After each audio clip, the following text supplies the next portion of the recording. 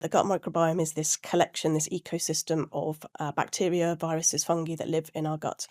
It's linked to pretty much every aspect of health you can think about. It does so many different things that researchers now call it its own organ. It impacts things as diverse as our mood, our skin.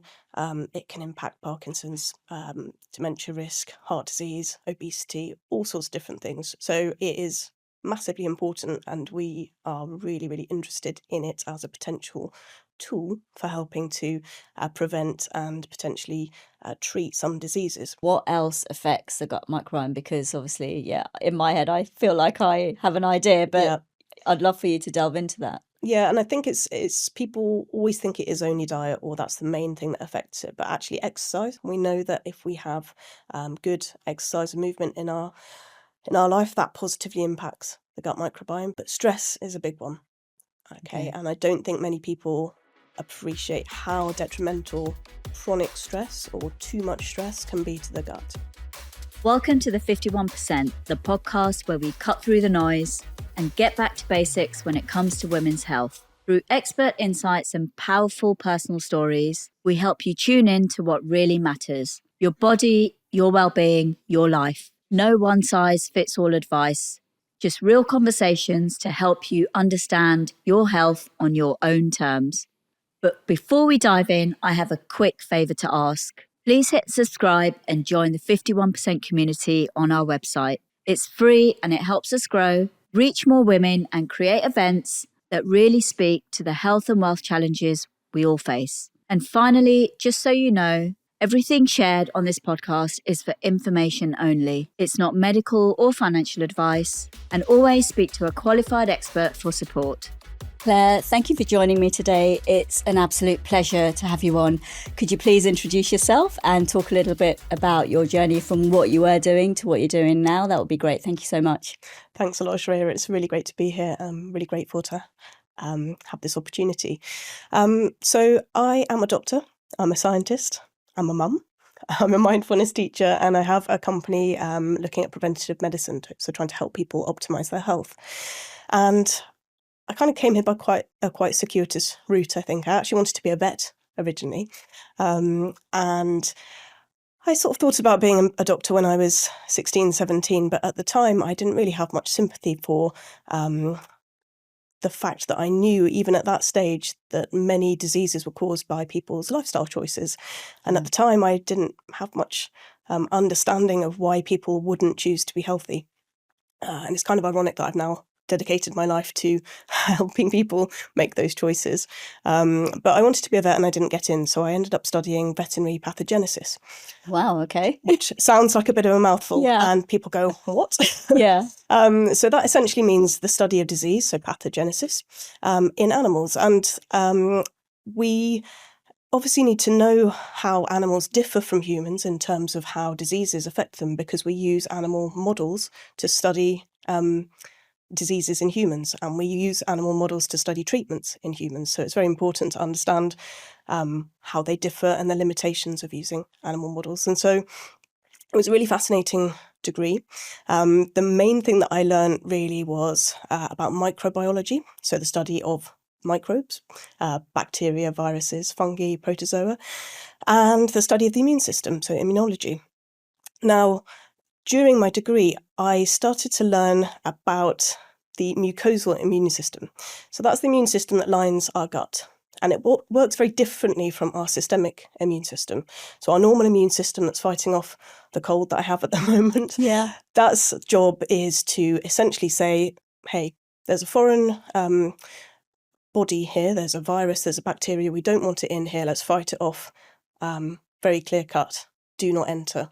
And chuck all of the snot and everything else at it to get rid of it. But the immune system that lines our gut is very different, because it has to be able to tolerate food. Okay, we have to be able to absorb food in order to grow and survive.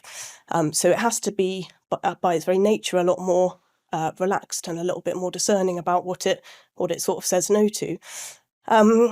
And we also know, and we've known for quite some time, that we harbour a lot of bacteria, viruses, fungi in our guts, and on our bodies. It's called the gut microbiome. It's this kind of ecosystem of microbes.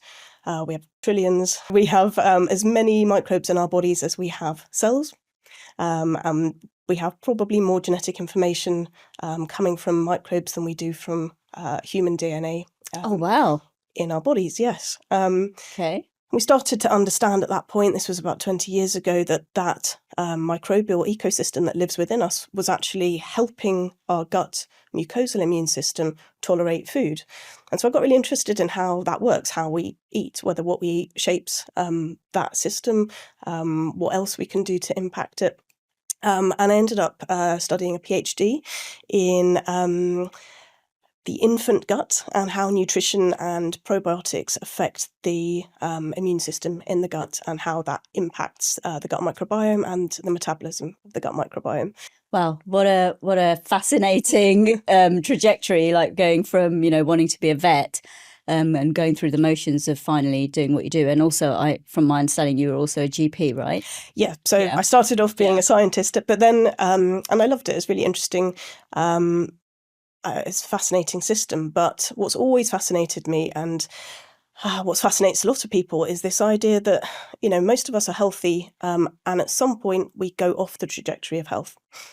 Usually we don't notice it until we've come quite far off the trajectory, when we start to feel really sick or there's some really big problems going on. We go to see our doctors and then we have to sort of start the journey back to health if we can even get there.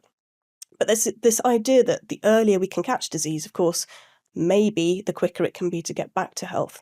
And I love that. That's always fascinated me. I just want to know what it is that makes people sick in the first place. And if there's a point at which either before or just as we get to that point, we can make changes and stop the course of disease. Yeah, absolutely. Why get to that position in the first place? And of course, that there are, thousands of diseases out there, and you've got them, from the basics of having like the cold, the common cold, all the way up to, heart disease and cancer, different types of cancers. But there are things you can do to prevent that. And it's interesting what you said about, you were curious about, well, why are people choosing to eat or, do things that cause disease, I guess. So that's interesting because it's a case of it. To me, it's kind of multifaceted because yes, I'm choosing to eat that thing that's bad for me. Let's say it's an ultra processed food, but then also I'm being sold to, like, on a massive scale. So there's two things there, right? So it's almost like, well, that's a completely different topic. We're not going to go down that road because this is about, the microbiome. But it fascinates me that, yes, people really want to be healthy. Most people do. But yet you're thrown, so much advertising and things going on with really bad food that's out there. So, yeah, that question that you said, it's a bit kind of, for me, it's a hard one. People are choosing, but they're not choosing. Psychologically, there's something else there that's making them choose the bad food rather than the good food. Absolutely. And there's other pressures as well, isn't there, that you don't really think about when you're younger perhaps and haven't experienced life as perhaps a working mum. You've got no time. You've got to feed the family somehow. And obviously ultra-processed foods are quicker and easier and cheaper. And so there's a lot of factors that play into our lifestyle choices. And I think a lot of the time we're not necessarily aware of them. And a lot of what we're interested in doing is bringing some awareness and sort of helping people to understand the potential consequences of the choices they're making. But I do think society needs to shift a lot in order for us to make these choices easier. Yeah, absolutely. So let's kind of rewind and talk about the gut microbiome. Now, in relation to women's health, I want to ask, it might be a bit of a stupid question, but I just found out that the gut microbiome is a really, really big deal. It really can shape your health in a massive way, right? But what I'm interested in is there a distinction between a woman's gut microbiome and a man's gut microbiome? Might be a bit of a stupid question, but just to kind of get that clear. It's definitely not a stupid question, and it's quite an interesting question, actually. So just, we kind of briefly touched on it. The gut microbiome is this collection, this ecosystem of bacteria, viruses, fungi that live in our gut. Probably we've known about it for a while, but it's really only been the last 10 to 20 years that we've really had the technology to interrogate it in detail, right? So we are very much at our early stages of understanding this. It's probably like when the early explorers went to the Amazon and just took some pictures from the outskirts of it. We are not fully in it yet. It is a very, very complicated space. It's linked to pretty much every aspect of health you can think about. It does so many different things that researchers now call it its own organ. You've already mentioned that, you've noticed how much it's related to health, and it impacts things as diverse as our mood, our skin. It can impact Parkinson's, dementia risk, heart disease, obesity, all sorts of different things. So it is massively important, and we are really, really interested in it as a potential tool for helping to prevent and potentially treat some diseases. You've asked the question, is it different between men and women? Yes.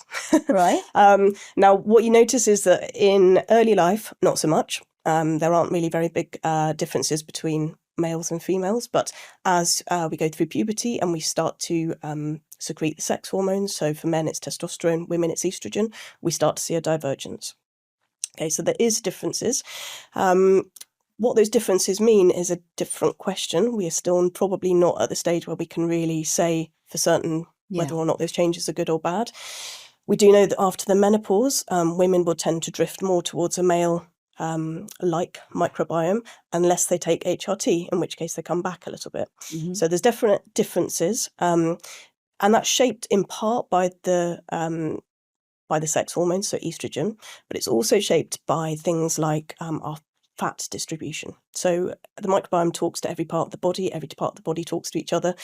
Fat cells are surprisingly communicative. We used to think of them as these kind of just big balls of cells of fat, a bit like strapping a pack of butter to your stomach, but it is not like that. They are actually there going, they're talking, they're sending signals around the body, and they can communicate with the gut microbiome, and women have a different fat distribution to men generally, and so that also helps to shape that difference.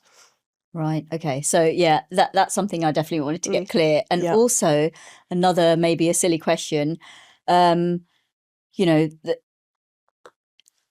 as an example, if I had an apple and you had an apple, are the responses in our gut microbiome going to be different? Yes. Right. Yes. And that's what makes it so interesting, but also so complex, right? Because everybody's gut microbiome is different. And that means that our responses to pretty much everything will be different. Now, we know that there are some sort of general responses that are likely to happen. So if both of us eat fibre, it's likely to have similarly beneficial effects. We may still operate on the same pathways via our gut microbiome, but the intensity of the response might be different between you and me. How is nutrition involved in this? And how can what you put into your body, food, obviously, how does that affect your gut microbiome, and how can you optimize that and make sure that you're eating the right foods? But again, you mentioned that you eating an apple is not necessarily the same as me eating an apple. No. So how do we kind of navigate that? Yeah. So even if our responses aren't the same, we still know that there's some general principles that will work the same for both of us. Now, your microbiome is usually relatively fixed. Your diet can change it. And if you do big shifts in your diet, you can see bigger shifts. But you eating an apple one day versus another is unlikely to make a significant difference. But the basic principles are we need to feed our gut microbes. Okay, so most of them live actually towards the end of our gut, right in the end part of the colon. And you've already mentioned ultra-processed foods here. Ultra-processed foods are designed to be absorbed really quickly, give us that kind of hit of everything, and they don't tend to make it all the way down there. So when we eat foods like that, we are not feeding our gut microbiome. Where do they end up?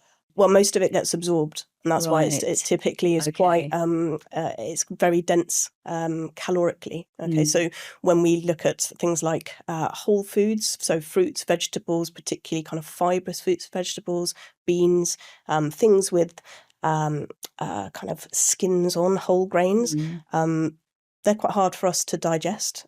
We don't absorb them earlier up in the digestive tract, and they make it all the way down to the end of the colon, where our gut microbiota can kind of ferment it and eat it, and it says, yum, this is delicious, thank you very much.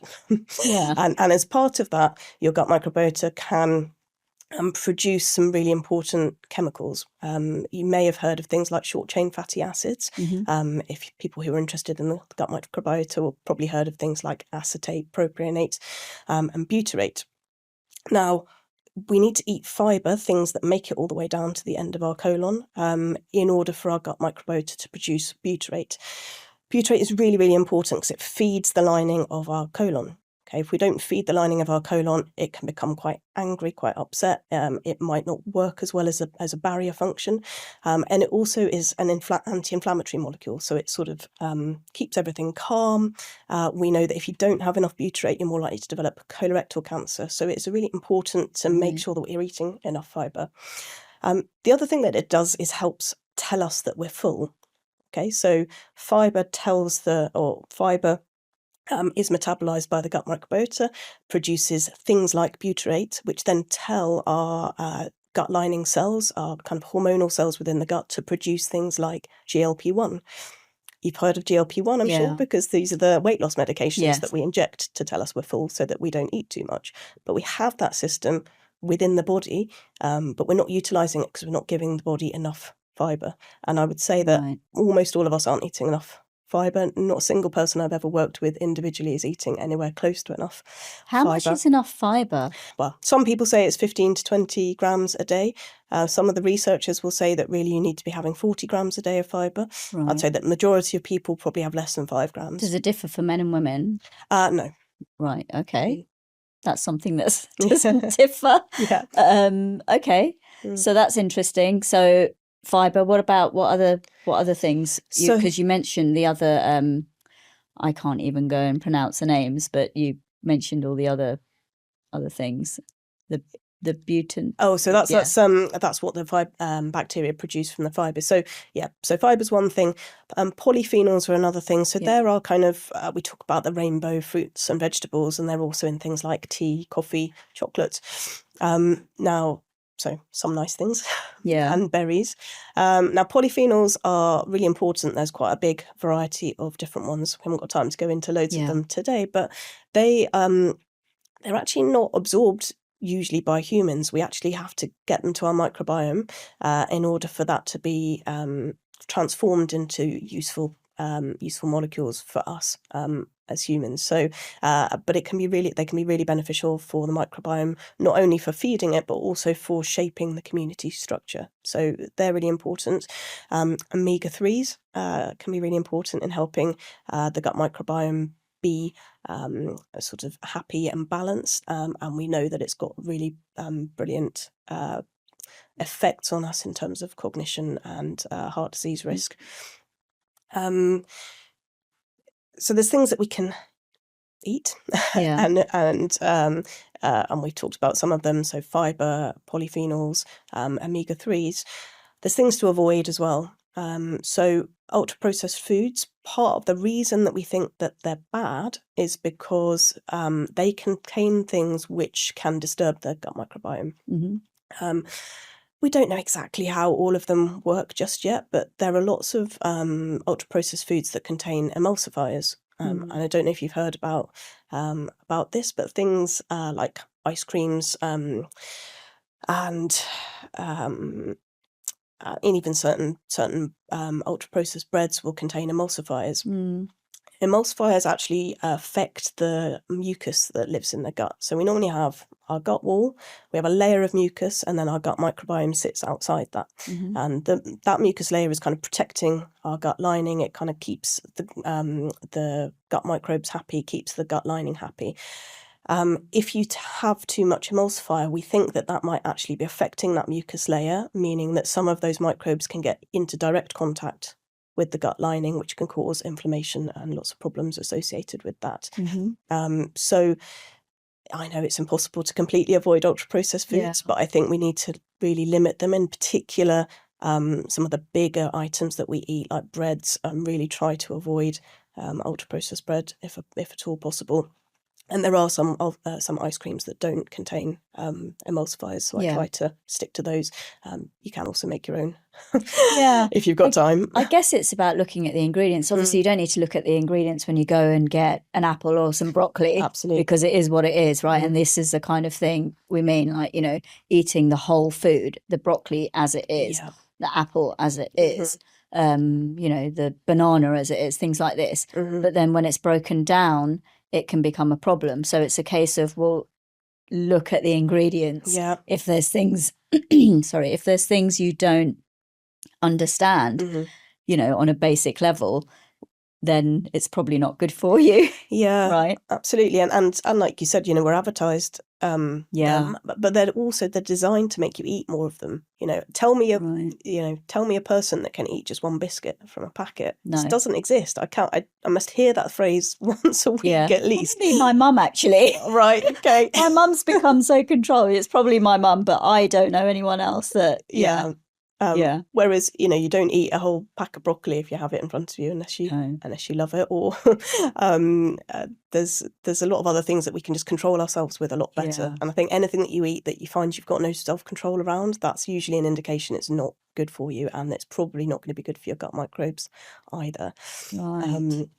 We also need to be aware of things like diet sodas and full sugar sodas as well. Neither of them have health benefits, but you probably notice that women would typically have a diet version of a soda which will have an artificial sweetener. Yeah, it's now becoming clear that somehow usually through the action of the gut microbiome, those artificial sweeteners are actually having problematic metabolic effects on us, and they can actually cause type 2 diabetes, some of them. Oh, right. Which is quite surprising, because you might think that surely if I have sugar, that's more likely to cause diabetes. Yeah. But there are a lot of mechanisms. The gut microbiome talks to our kind of hormonal system that we're just starting to really unpick. And so diet soda is really not a great idea. Yeah, that, I think, I don't know, for me, it feels quite simple, really. When the ingredients are things that you don't understand, then, you probably shouldn't be eating that. Yeah. And even, you talk about the polyphenols, chocolate. I was watching something the other day that some of the chocolate can't even be called chocolate anymore because the amount of cocoa in there is hardly anything. It's below the threshold of what you call an actual chocolate bar, which is scary as well. So then you think, well, what's actually in your chocolate bar, and what's in most of the things in the supermarket? I mean, in my view, I feel like the supermarket now, it's kind of 80% ultra processed. Yeah, I mean, it feels that way, when you walk in, unless you just stick to the fruit and veg section and that's it. I mean, lots of people that talk about this essentially say avoid the middle aisle, which is, great if you've got plenty of time. But, the reality is that most of us do have to foray into the middle aisle at times. But things like beans and nuts and seeds, which are really important for us, are in those aisles. And, I mean, you're right. If you don't understand the ingredients, that's a really key part. And I think it's really easy to think that a chocolate bar is a chocolate bar is a chocolate bar. It's just not. If you look at the back of a simple bar of dark chocolate, it's got 3 ingredients on. That's all it really should have, 2 or 3 ingredients, and they should all essentially be cocoa. Some sort of derivative of cocoa, which makes chocolate. You look at the back of certain milk chocolates, they'll have 20, 30 ingredients that you've never heard of. There may not even be any real cocoa in there, as you said. So it seems a bit tedious to look at labels all the time, but it's quite eye-opening and it's quite interesting. Yeah, I think once you get used to it, like now I look at pretty much everything that I buy. It takes a long time initially, but once you know. Exactly. And then that's it. And you could just make really simple swaps, can't you? I mean, I always have just a square of dark chocolate after my dinner rather than, some sort of pudding. Exactly. Or some berries or something like that. Or ice cream that I know is not ultra processed and I know it's just got the right ingredients in, or I'll make my own versions of desserts. But it's maybe just having a look at where the common parts of your diet are that have these ultra processed things, and thinking, okay, what can I swap that with? It's going to be easy and simple. So it sounds like the gut microbiome controls a lot of things, and if you don't feed it what it needs or what it wants, you could potentially be prone to getting a lot of diseases. Yes and no. So you said it controls a lot of things.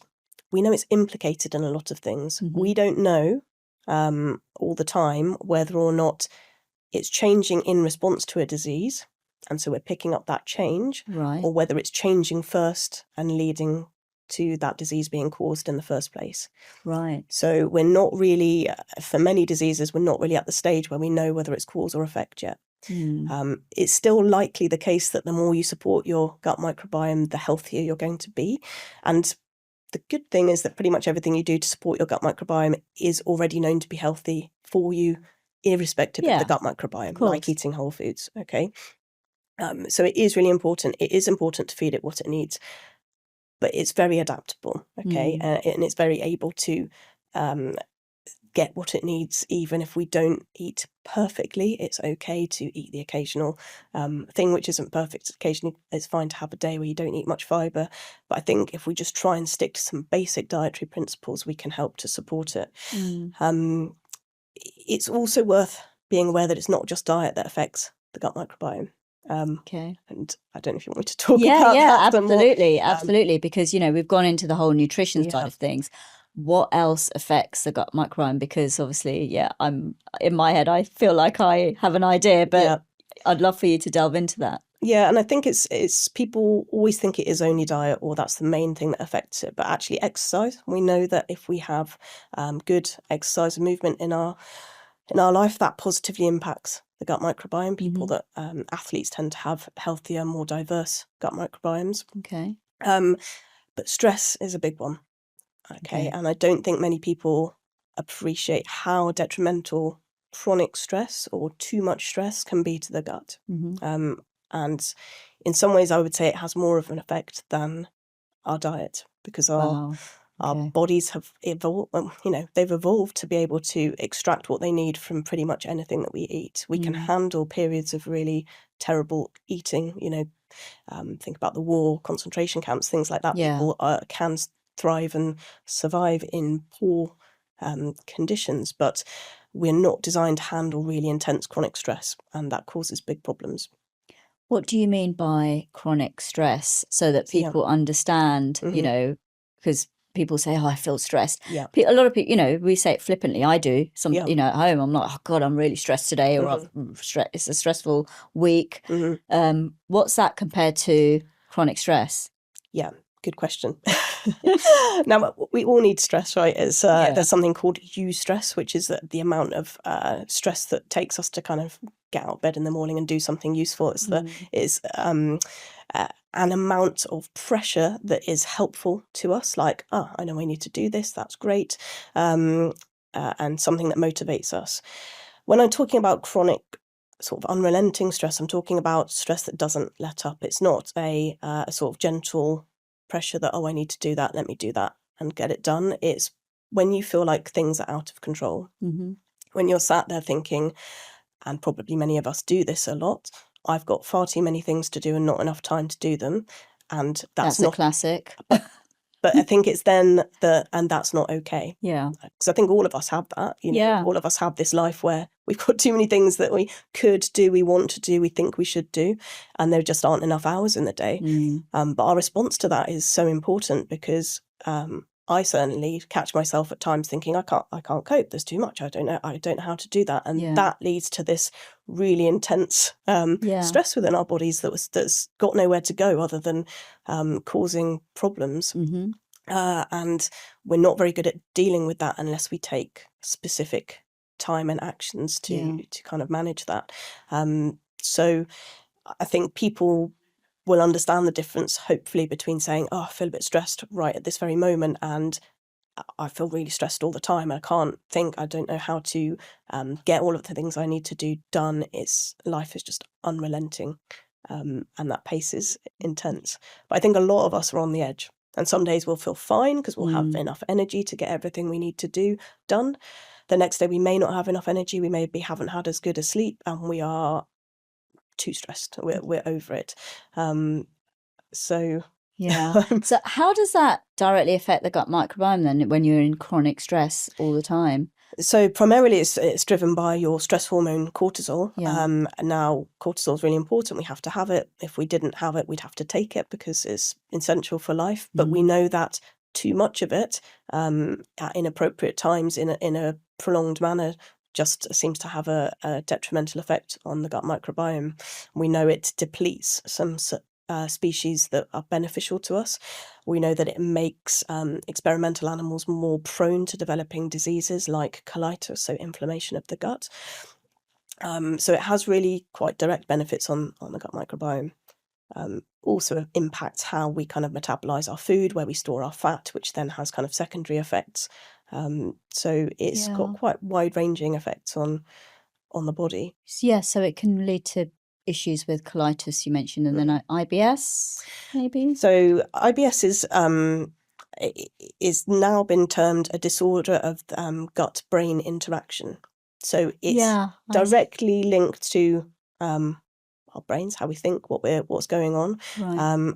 And there's an interaction between the gut and the brain called the gut-brain axis that is out of whack in IBS. Now, we know that's partially related to stress, and it seems like people who are perhaps not managing their stress as well as they could be are holding that somehow in the gut, and that's making the gut way more sensitive to things like gas, and that causes the pain that will often be prominent in IBS. And we know that interventions like mindfulness and like gut-directed cognitive behavioural therapy are actually as effective, and hypnotherapy actually, are as effective as dietary changes for IBS. So really interesting how much of an effect the mind has on the gut. So don't underestimate that. Yeah. That's really interesting, because I always thought, IBS is directly correlated to what you eat. Yeah. And, perhaps some things that your stomach doesn't agree with, because you've got things like, they recommend when you've got IBS, you go on a FODMAP diet. You can do to eliminate certain foods. But then if it's your brain, how is that going to kind of make a difference? So part of the reason... do you want me to go into this? You can a little bit, yeah. Just or just kind of high level, Yeah. So part of the reason that when you have IBS, we recommend a low FODMAP diet is because FODMAPs, so they are certain types of fermentable dietary components. Essentially, when your gut microbiome ferments things and creates gas, it will create stretch within the bowel. And when you have IBS, we know that people with IBS have more sensitivity to that stretch sensation. Right. They've done experiments like putting a balloon inside people's bottoms, and people with IBS can't tolerate the balloon being blown up, whereas somebody without IBS won't really notice it. Yeah. Okay, so we know that there's that sensitivity to the gas production and that bloating. So the FODMAP diet, all it does is reduce the production of those gases to kind of give the symptoms a bit of a break. The low FODMAP diet isn't actually a very healthy diet at all. It's not something that you would want people to stay on long term, which is why we always recommend people use a dietitian if they go on it, because the idea is to reintroduce them gradually one at a time, and maybe cut out things that you're very sensitive to. It also can give the microbiome a bit of a reset. We know that the IBS is in part related to the microbiome. We don't know exactly how yet. It's very complicated. Yeah. But essentially what we're doing with dietary changes is to manage the symptoms, whereas if you deal with the sort of mental potential issues behind that, you can have more long-term control of IBS. Yeah, absolutely. I mean, I've done the FODMAP diet because I, had IBS, and you're right, a lot of the things I had to cut out. Well, it's part of my diet anyway. It's part of my culture, all the Indian food with the garlic and the onions and fibre, basically, the things that feed the gut microbiome. And the beans and things. And I thought, oh my God, how can I not eat this? Because that's most of the stuff I eat every day.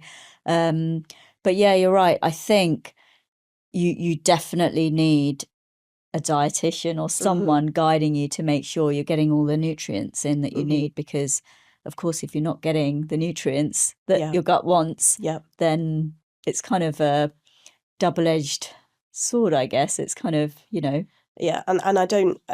It wouldn't be my first recommendation for people with IBS actually to do a low FODMAP diet. I would typically recommend either prebiotics, probiotics, or some of the more cognitive interventions first, because it is very hard to be healthy on a low FODMAP diet. It is a process, but it's really, really hard for us to massively change our diets. If you have a dietary pattern, it's really hard to change that. Yeah. So going back to the gut microbiome now, I know, it affects lots of things, and with women it can be slightly different. Yeah.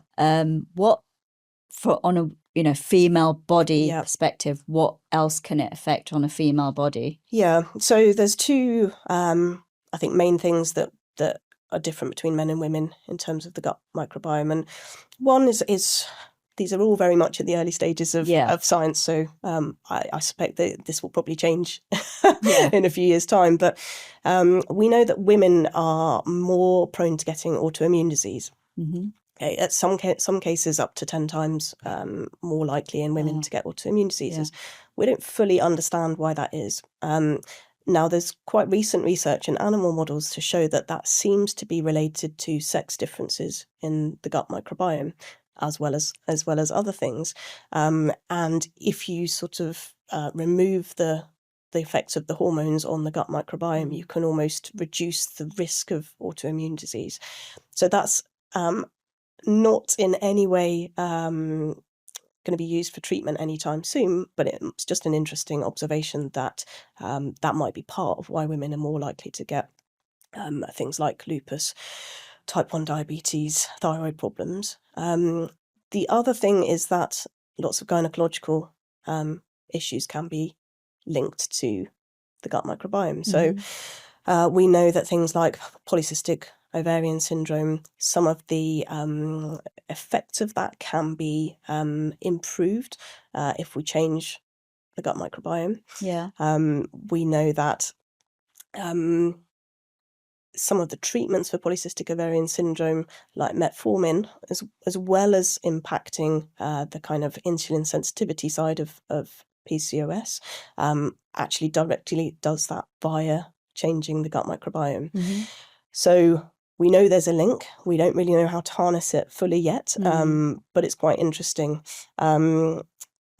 And there's really emerging research that it might also be implicated in premature ovarian failure, which is obviously a really important issue, which is when women go through the menopause too early, and even sort of as early as in their 30s. So we currently don't really know what causes that, but there's some suggestion that there might be something to do with the microbiome at play. Certain bacteria might be more prone to creating fibrosis in the ovaries and causing some irritation there. And we know that if we can remove those or change that, we can actually undo some of those responses. So it's really exciting to think that, well, perhaps we've got something that we can change that is involved in the pathology of these really important female diseases that we don't know very much about. Yeah, there's, more research is happening now, especially on women's bodies, which is great. Yeah. And there's still, a lot of talk around, well, why do women get endometriosis? And I'm not saying that the gut microbiome has a direct link to endometriosis, but the more we find out, obviously the better, and perhaps there are some elements of the gut microbiome that does affect that as well, and hopefully there'll be much more research coming soon for that. Absolutely, and the more we know, the more we can do, and the more we can potentially change treatments. And we've talked about the gut microbiome, but there is also another microbiome specific to women, which is the vaginal microbiome, which is really important for women's health. Okay. Now we know that we naturally have a vagina that live on the inside of our vaginas, and that's healthy. It promotes health. Whereas in the gut microbiome, we actually look at diversity as a measure of health. So we like things to be as diverse, as different as possible in the gut. That's the exact opposite in the vaginal microbiome. We want things to be dominated by certain types of bacterial species. Oh, okay. So women have one or two types of lactobacilli that live in the vagina. That's women of reproductive age, and they tend to create a very nice, healthy environment, an acidic environment that means that we're less likely to develop infections, that we are generally healthier. And you probably heard of a condition called bacterial vaginosis, BV. So that's what happens when the bacteria become out of balance, when we get an overgrowth of different types of bacteria in the vaginal microbiome. Now, that's important not just because it's unpleasant for women to have a kind of irritation and unpleasant discharge. Is that in simple terms discharge? Everybody has discharge, but when you have bacterial vaginosis, you tend to have unpleasant smelling, quite thin, watery, sort of unpleasant discharge that is quite irritating. So in and of itself, yes, it's kind of an irritation, but we actually know that bacterial vaginosis or people that are prone to developing bacterial vaginosis have more issues with fertility than people that have a more kind of balanced vaginal microbiome. It's also potentially linked to premature birth. So it's a really interesting area that we can actually change, and it's very easy to study because you only need a swab. It's quite a sort of simple thing to test. So that is a really sort of burgeoning area of women's health, and where the microbiome can be really impactful. And we're changing it through things like probiotics, through things like the right hygiene practices, i.e. not using soaps, shower gels, anything like that on your vagina can be really all those beneficial. famous kind of vaginal washes that you get, and things that you can get in the pharmacy or wherever, I mean, when I've worked with experts in sexual health, it's just nothing, just water. That's it, nothing else. And that's one of the best ways to keep things healthy. So with you say obviously the vaginal area has its own microbiome. So what can you do to make sure it's healthy then? What are the things you shouldn't be doing? Well, pretty much what we've just said, which is washing it with soaps. That is one of the biggest things that will impact that. And it's a problem with society in a way, because I think women are sort of told that they shouldn't smell at all. And obviously we all have a smell. That's just natural, normal. But messages get out there, unfortunately. And, I've come across girls who are washing themselves with Dettol because they are so paranoid about not being clean. So I think there is a big cultural problem with how we talk about these things. It's perfectly natural to have an odour in certain parts of the body. And we really, really, the best thing you can do for your vagina is leave it well alone. It sort of cleans itself. It's very happy. If you are prone to developing bacterial vaginosis, we know that certain types of probiotics that we can take orally do make their way to the vagina. And there are certain strains which can be very beneficial for that. So very happy if people want to contact me, I can direct you to the right sites after that. No, I'll definitely add them on, for anyone that wants that information. So, Claire, I'm really curious because obviously you were a GP, and now you've launched your startup. So I'm curious to know, why did you leave the NHS to do what you're doing now? So it still stems back from that passion I have, that interest in figuring out what it is that makes people sick in the first place, or trying to find or catch disease as early as possible. And I just realised that in the NHS, it's just not set up to do that. There isn't enough time to understand anything really about people's lives. You're just treating the illness. You don't have time to really get to grips with what's happening in their lives. You can't have a long conversation with them about what to eat or how to exercise, or all of these things that are just so important. And I just realised that I wasn't happy doing that, and I wasn't feeling fulfilled. And I was burning out. And I knew that I needed to do something else in addition to medicine to kind of give me that sense of fulfillment. And I thought, there seems to be a real gap between, there's obviously lots of functional practitioners and people like homeopaths, osteopaths, all sorts of complementary medical people. And then you've got your traditional healthcare, but there doesn't seem anybody that's kind of bridging the gap between sort of science, medicine, real life knowledge, cutting edge science, and what people want, which is to be healthier, to be as healthy as they can be. So we really wanted to do that. Me and my partner, who's also a doctor and a scientist, set up Selph, which really our goal is to help people be as healthy as they can be and to catch disease as early as they can. So what does that involve? If I kind of come in, it obviously everyone wants to prevent, well, most people I'm pretty sure want to prevent getting any disease. So in order for me to prevent future diseases or, you know, just my current state and make myself more healthier, how do you do that? What do you do exactly? Yeah, so one of the main ways we do that at the moment is we do diagnostic testing. So we would, if you were completely fine, didn't have any symptoms, we would just do a sort of general health test on you, which would give us some ideas about whether there's anything likely to cause disease in the future. We'd want to monitor that over time to see what your kind of disease risk trajectory was. And we would give you advice and tailored solutions about how to improve your risk of disease. We also like to do screening for certain tests, so things like bowel cancer screening. In the NHS, bowel cancer screening starts too late, in our opinion, so we give people the option to start earlier and to actually know the exact figure of blood in their stool. Whereas with the NHS, we have a very high cutoff, and we wouldn't say it's positive unless you have quite a lot of blood in your stool, which we know can miss a lot of cancers.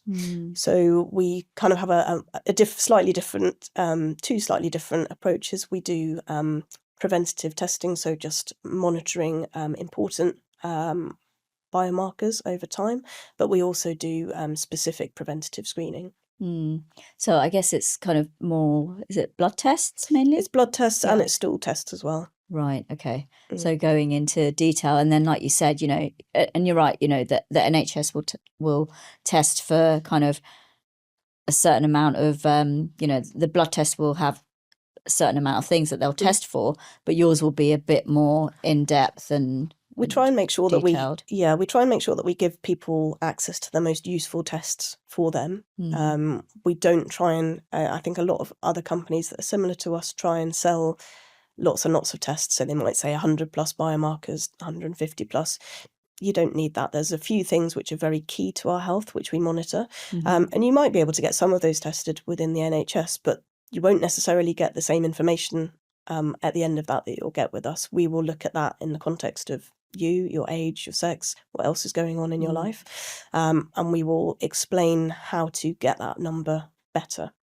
Right. Whereas typically in the NHS, it'll be fine, off you go. It doesn't meet the criteria for something. That criteria will be very high usually. And it's very unlikely that in the NHS, somebody sort of under 60 will get any useful information from just a routine screening blood test, whereas we try and maximise the value that we give our clients from quite simple essential blood tests. Right, so there's a bit of advice there afterwards, you know, if there is something that isn't quite right, you would kind of advise and, you know, maybe even a nutrition level. Absolutely. Or, you know, diet, lifestyle, you know, whatever might be going on. Absolutely. We give people dietary advice, exercise advice, how to really move those numbers in a positive direction. We can work with people one-on-one if need be. We have health coaches on our team, so we're very open to helping people. There's no point in taking a test and getting a number unless you're going to do something with it. So we're really keen to help people take that next step. I think lots of people are just at the stage of collecting data. It's like with wearables, they're sort of, you know, collecting lots of data and sitting on it and thinking, maybe I need to make some changes. But we'll help you do that. But we're also here and ready if people want to make some changes as a result of that. Yeah. So what piece of advice, you know, or pieces of advice, because it's not, you know, it's not just one piece of advice generally, would you give to someone that, you know, wants to improve their health, you know, and we're talking about the gut microbiome as well, and obviously we talked about the vaginal health as well, which is extremely important. What advice would you give to, one, improve your gut microbiome and vaginal microbiome we talked about? Just use water. Yeah. It's pretty simple, right? But with the gut microbiome, it's a bit more complicated than that. What advice would you give? Yeah, good question. So, I mean, we've spoken a bit about this, but I think it is really important to give the gut microbiota food and the food it needs. So we have to think about how we can increase our whole grains in our diet, our whole food in our diet. So eating as much fruit, veggies, beans, legumes, nuts, seeds as we can. And lots of the time we can just add them to other foods that we eat. We don't need to completely change our diets. But I would say probably the most important thing is managing stress. Right. I do think that. And there are lots of different ways to manage stress easily. We don't have to be going on meditation retreats or sitting for half an hour meditating every day. I personally do like to have a formal meditation practice on the days that I can. But usually only 10, 20 minutes. I don't sort of go nuts with it. But access that space inside yourself that is calm and not filled with busyness as often as you can, and try not to feel guilty about it. Okay. I think there's a bit of misconception with the kind of mindfulness / meditation. Like, people think that meditating means, I mean, correct me if I'm wrong, because I know you know a lot about this as well. Your mind you shouldn't be thinking any thoughts, and there shouldn't be any thoughts. It should be just nothing. And I think, in my view, that, I mean, it feels like that's a misconception. I mean, when I try and meditate, there's all sorts of things that go through my mind, and it's very hard to shut that off. Absolutely. But yeah. So you're completely right. That's not really what meditation is. And I can't tell you the amount of times I hear people say to me, well, I can't meditate because I can't turn my thoughts off. Yeah. Nobody can turn their thoughts off. Yeah. Okay. When you're sitting in stillness, the idea isn't to stop your thoughts. It's just to become aware of them. Okay? It's just to say, hey, actually, I'm not in my thoughts. I have an awareness outside of that. And, oh, I've just noticed that I've gone off onto a thought train. And that thought train doesn't have to be true. But if I'm in it, I can't see the difference. So we're taking just that pause, that step outside ourselves to just notice what's going on. And maybe it is lots of thoughts. But if we keep coming back to the position of noticing it, time over time, we start to become less caught up in it. It starts to dictate our lives less. You know, when we're thinking, we're usually thinking about something in the future. We're worrying about that, or we're regretting or overthinking something that happened in the past. All we're really trying to do in meditation, mindfulness, is just to access the present moment right now. Because that is the only space that life is happening in.